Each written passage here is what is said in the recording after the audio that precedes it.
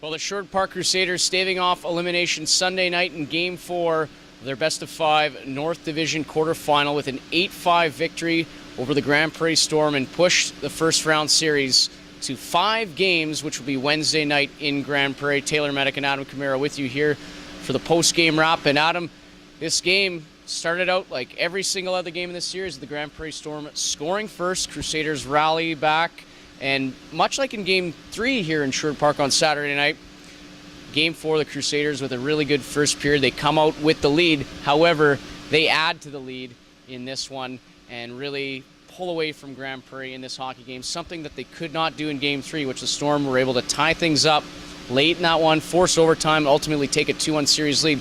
But the Crusaders, they beat an opponent when they're already down and added to the lead and just pulled away from Grande Prairie in this one. And big outings from the likes of Ryan Cox, Ty Reedman, Tyson Grunier, Dylan Stewart. I mean, the list can go on. Eric Miller as well with the big game for the Crusaders. What a fantastic rebound game for this team here tonight. I mean, their backs were against the walls. It was elimination.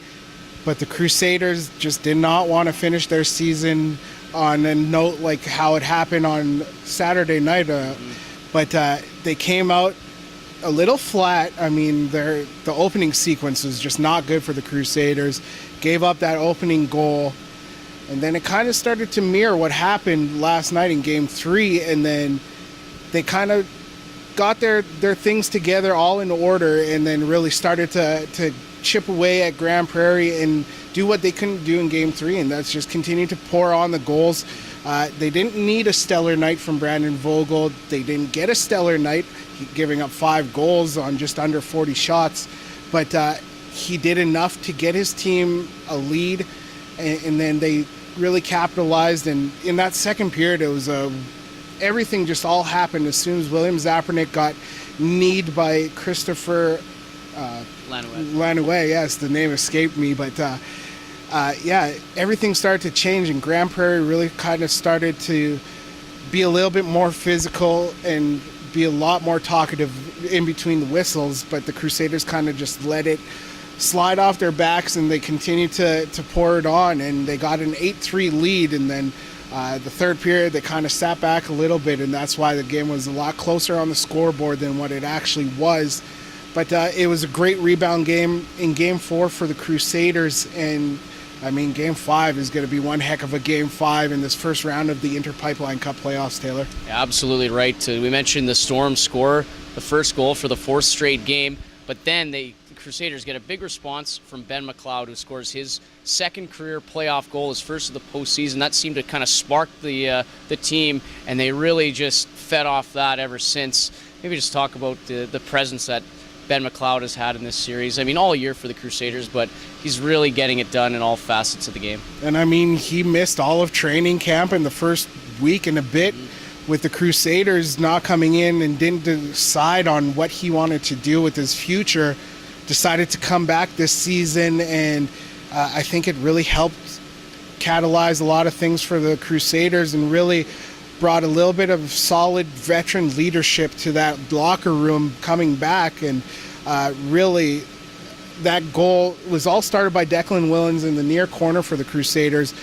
Ben McLeod coming in, pinching up, and right at the top of the circle was able to fire one past Ethan Slobosian, who also did not have a very good game tonight after posting a very good regular season and first 3 games of this playoff series with the Crusaders. But I mean, Ben McLeod, his veteran leadership, his presence, and then always going out and showing what his teammates need to do by being physical and just doing the right things that a player needs to do on the ice.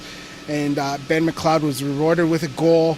Very hard effort from Declan Willens on the play to get that puck loose and find Ben McLeod, and it really sparked the Crusaders. And I mean, after giving up that opening goal to Grande Prairie once again for the 4th straight time, Ben McLeod getting that game tied up not too long after really did it for the Sherwood Park Crusaders tonight. Yeah, absolutely. You mentioned Ethan Slobosian, who's been fantastic for the Storm in this series, chasing this one, allowed 5 goals on under 15 shots, so not a good outing from him. Charles-Olivier Levesque comes in replacing him. He made some big saves as well to try and keep his team in it, but just wasn't enough for the Storm in this one. So who do you go with in Game 5 if you're the Grande Prairie Storm? It's a tough call. I mean, you want to go with the guy that got you there in Ethan Slobosian, but I mean, a bad game. He only played half of the game, Taylor. I mean, just over 10 minutes, and the Crusaders chased him. But Charles-Olivier Levesque, we've seen him over the course of the season as well. He played well, but I think you have to go with the guy that got you there, and that's Ethan Slobosian. You can't just go away, especially in the biggest game for Grande Prairie, who have not won a playoff series since 2010. You really have to go with what got you there, and Ethan Slobosian, just one slip-up. You can't have your job taken away for that. Crusaders did a good job of keeping Edward Michaud off the scoreboard. He did get an assist, but no goals. So the first game in the series where he doesn't score, what did the Crusaders do right against one of the Storm's best players? The Crusaders kept their feet moving, Taylor. I mean, they drew a lot of penalties against the Grande Prairie Storm, especially in that second period, and Edouard Michaud did not see a lot of ice time because he's more of an offensive catalyst for the Grande Prairie Storm. He doesn't play shorthanded situations, or at least not enough for the Grande Prairie Storm to get out there and get a good rotation. Maybe the Crusaders just need to keep their feet moving again, draw the ire and frustrations of the Grande Prairie Storm and keep him off the ice.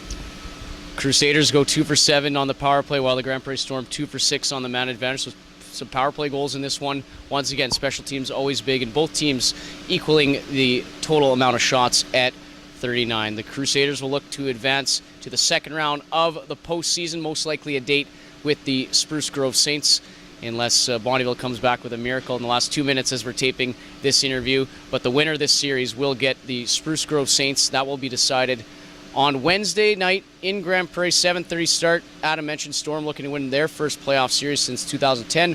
The Crusaders looking to win their first playoff series since a year off from the second round.